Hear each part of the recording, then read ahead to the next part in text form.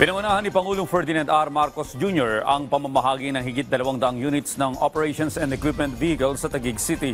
Bahagi yan ng refleeting program ng National Irrigation Administration.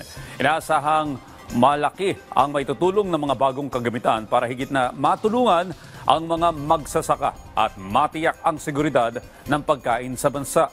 Si J.M. Pineda sa report. Sunod-sunod na bagyo ang bumayo sa iba't ibang bahagi ng Pilipinas noong nakarang taon. Dahil dito, pinadapa ang kabuhayan ng mga magsasaka. Nasira ang kanilang mga pananim pati na mga patubig o irigasyon. Isa ang grupo ni Alejandro sa mga nahirapang ayusin muli ang mga nasira nilang mga patubig.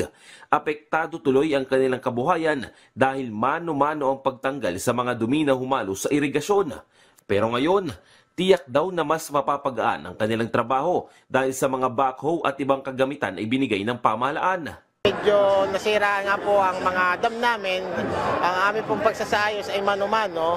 Ay sa ngayon po ay magkakaroon po kami ng mga bagong makinarya para po mapadali po sa ganitong sitwasyon. Kung dumadaan po ang kalamidad, ay amin pong madaling masayos ang aming mga kanal at mga nasabing dam. Parte yan ng refleeting program ng National Irrigation Administration. Ito na ang pangatlong beses na namahagi ang ahensya ng mga kagamitan sa ilalim ng programa. Nasa 229 na sasakyan at kagamitan ang ipinamahagi na katumbas ng higit 700 milyong piso.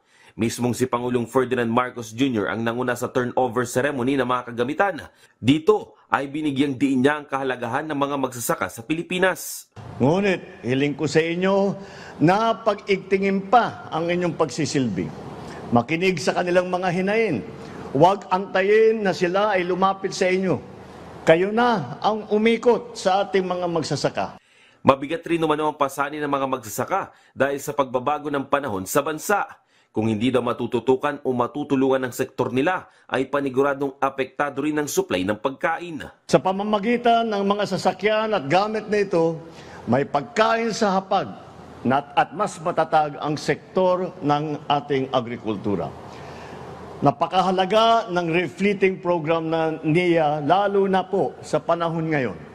Mabigat ang pagsubok na kinakaharap ng ating mga magsasaka dahil nga sa dinudulot na climate change. Mas matinding init, mas malalang ulan. Tiniyak naman ng Pangulo na lahat ng mga magsasaka sa bansa ay mabibigyan ng tulong. Sa tulong ng mga sasakyan, backhoe, dump truck, excavator, umaasa tayo na mas bibilis ang pagsasaayos ng mga nasirang irigasyon at ang pagpapatayo ng mga bagong proyektong patubig. Mula Luzon hanggang Mindanao, maging lowland man o upland farming, siguradong may maasahang sistemang patubig ang mga magsasaka natin. J.M. Pineda para sa Pambansang TV sa Bagong Pilipinas.